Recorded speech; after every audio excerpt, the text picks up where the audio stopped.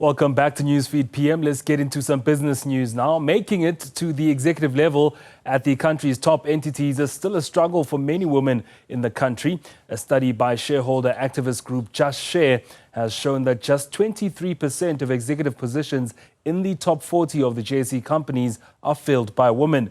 This is a 2% decline from 2023, when the study found that 25% of these roles were held by women. Currently, only 5 of the top 40 company boards are chaired by women. And this is at Impala Platinum, Shoprite Holdings, Sasol, Standard Bank Group and Capitec. To unpack these findings, we're joined by Kwanele Ngogela, Just Share SA senior inequality analyst. Looking at some of these findings, Kwanele, reading your report earlier, I was surprised to find only 3 companies analyzed have set ambitions of having goals of achieving around 50% gender equality. Clearly not top of the list for some of these firms. That is quite correct, Matteo. Before we continue, let me just thank you very much for having us, and good evening to your viewers at home. Yes, you are correct. Only 3 companies have set ambitious goals in terms of achieving gender parity at board level. And to us, that is quite concerning, given the fact that we actually see persistent gender disparities within the senior leadership roles within the top 40 of JSE listed companies. Now, at the executive management level, only 2 companies have achieved gender parity. That would be Bidvest Group and PHP Group. Why are we still talking about glass ceilings and old boys clubs in South Africa's C-suite? No, thank you very much. This is a great question. Number one, as your viewers at home, Matteo, would appreciate that South Africa is constantly referred to as one of the most unequal countries in the world. And we know our labor market remains a key driver of this inequality. And the reality is that, Matteo, as you put it, transformation in our labor market remains a significant challenge. And what we've observed and what we know from Stats SA's Inequality Trends report is that there's been more focus on racial transformation than gender inequality. That's why we see significant and persistent gender disparities within our labor markets. And as we note on this report, and as you've correctly outlined, that this is reflected in the underrepresentation of women in senior decision-making roles, especially within the private sector. Now, it's not any better on the board seats. Women now only hold 36% of board positions in the JSE top 40, a modest 1% increase there from 2023. Things moving at a snail's pace, if you will. Is it a skills issue? Because I'm sure there's a lot of qualified women that can take up those board seats. No, you are right. We make this point on the report, Matteo. What you would know that over the past 30 years, the gender gap in education and the labor force participation of women has narrowed, right? So this simply tells you that in terms of education outcomes, women have narrowed that gap. In fact, in various areas, they are performing quite better.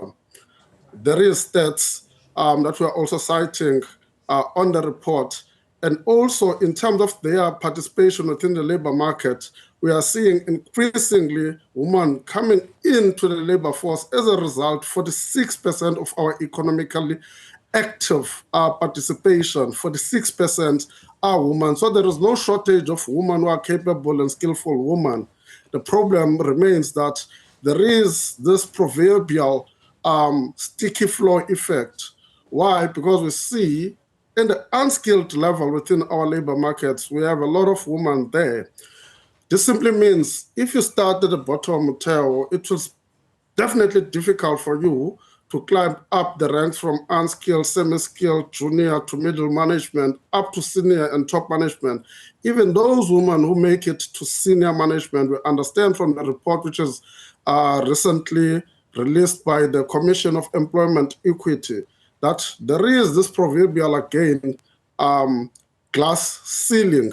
Even if you make your way up to senior management, it is less likely that as a woman you'll make it up to the top management level or the executive management role, which is really concerning. Now, as a shareholder activism organization, you attend some of the annual general meetings held by these top 40 companies to make them account. What do they say to their shareholders, especially about missing the equality targets? So number one, what we usually raise in these AGMs, Mateo, is that we usually emphasize that the JSE has the listing requirements, right? We understand that there is no mandatory rule for gender representation. However, the JSE listing requirements require or mandate that the listed companies must have policies promoting gender diversity at a board level. And where applicable, they must publish these targets. What we constantly find out, some companies do not have these policies, or at least have these policies publicly available. So we are encouraging them to put up these policies such that stakeholders can access them. Even those who have these policies, they are largely unupdated. In most instances, they really do not set targets. And those who do set targets, they are not ambitious. So we usually engage companies on these targets. What is more concerning, again, at management level, we barely see companies publishing their employment equity plan or the summary of employment equity plan such that we can see what is it exactly that they are doing, how are they targeting to close that gap. So this information, there is a depth of this information in most instances. So we usually ask companies about this target, setting time-bound, clear targets that are aimed at achieving gender parity. Yes, we do get these excuses that are not scientifically substantiated about the lack of skills, that there are just no women available, which brings into questions about the pipeline and the talent management and succession planning of these companies. What are those companies that you looked at in the report and found that, look, they're still lagging in terms of reaching those targets, companies that see this as almost a tick box exercise?